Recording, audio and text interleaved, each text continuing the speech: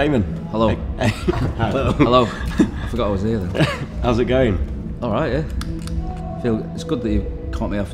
Instead of interviewing, I'd be nervous if you interviewed me before playing, but I came off stage, well, it's quite a while ago now, half an hour or 40 minutes, but I just really enjoyed it. So yeah, I feel pretty good. So unfortunately, when you do things like this, not that I'm loving being here with you now, but you don't get too much music, so I didn't even get to catch it. No, so how did it go? I think that's a bonus for you. how did it go then?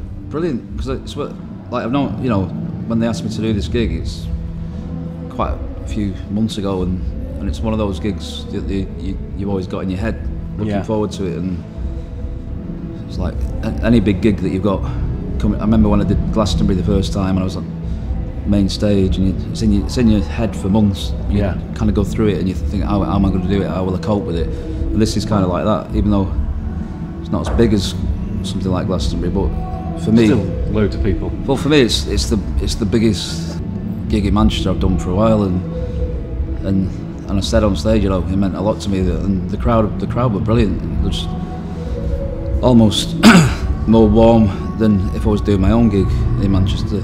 Which, not to put any audiences down that have come and seen me in the past, but such a warm crowd here. Yeah.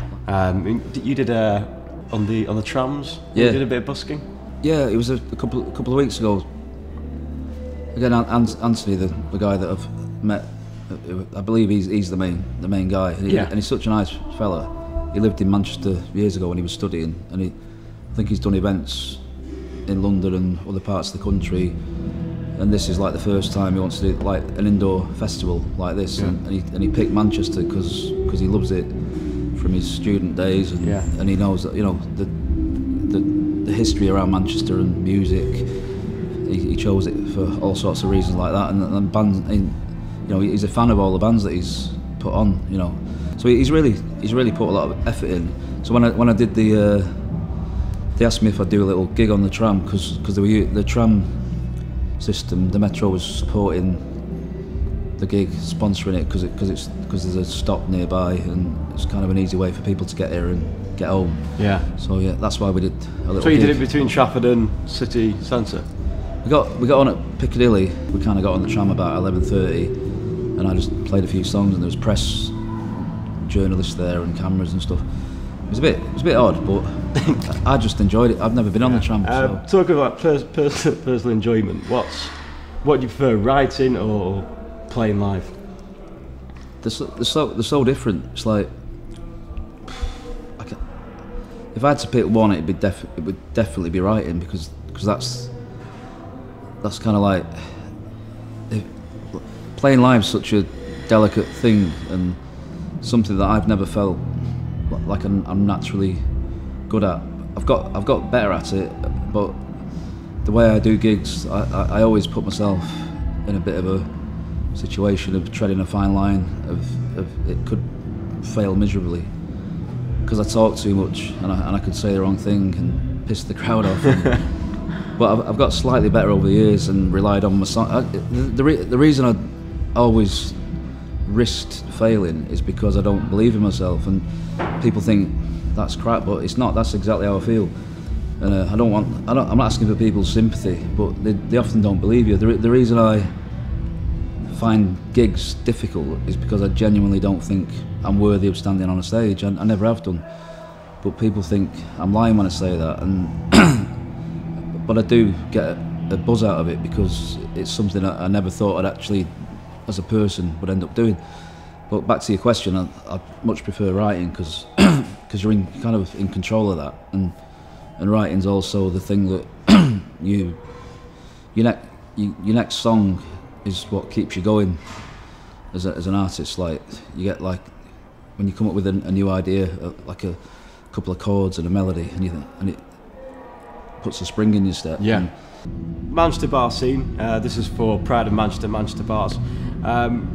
For people coming into the city, where would you advise them to go for good unsigned music? Well, it's the same as it always used to be. I mean, like in the mid-90s when I was sort of getting into doing my own music and just starting out my record label, like 1997, and Night and Day on Oldham Street was one of the places. The Roadhouse was always one of the places, and it still is. Matt and Fred's, which is that's changed names and changed hands a lot. Band on the Wall now has become a really. I played there last night. Band on the Wall.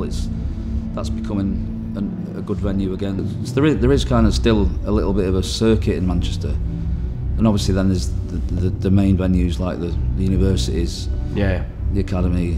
So it's the Academy, three different venues, the University, obviously Apollo and the Ritz. But talking about bands starting out, and the Roadhouse is probably the best place, and Night and Day. Night and Day, I don't know what, I've not been in there for ages, but Night and Day was always one of those places where you'd see 3 or 4 bands a night, and just for, you know, with no charge on the door, just walk in and see local talent. So, like I said, I've not been in for a while, but I think it still does that, you know, gives bands a chance to play. Yeah. When it comes to the end of 2014, what are your hopes and dreams for next year? I don't know. Well, just to be happier than I was this year. Or no, I remember at the start of 2014, I just thought I had a feeling this was going to be a special year, and I don't mean for me in particular, like doing music or anything. Or I just meant like for people, like for my kids, for my friends, like a bit of positive shit going on. Because I think recent years there's been a lot of just a bit of gloom and doom knocking about, and I mean, it's not been a bad year at all, but it's not. I haven't pulled my finger out enough.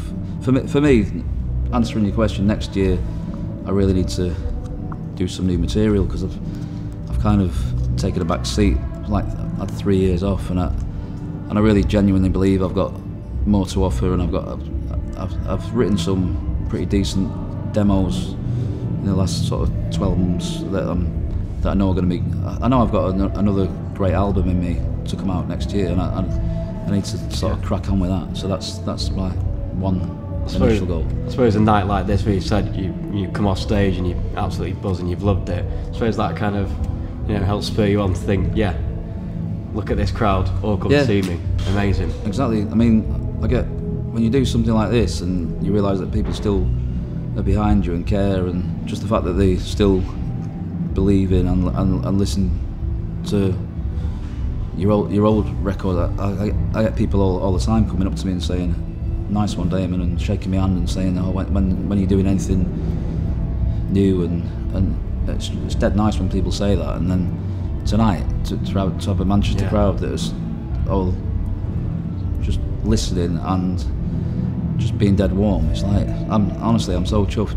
Just and I feel part of the Manchester music scene. I'm proud to be a part of it, and I feel like people understand that and support me, and it really does mean a lot. You know, taking a step away from it in the last couple of years, I really appreciate what's happened to me more, and I want to, I really want to start again and do some really. I'm going to write the best songs I've ever written, hopefully. But then again, everyone says 2015, Father John Boy. Everyone says that, don't they? But I really think I can. I really think I'm still capable. So I'm excited about that. Great. Damon, it's been an absolute pleasure speaking to you. Thank you so much. Pleasure. Cheers. Thank you.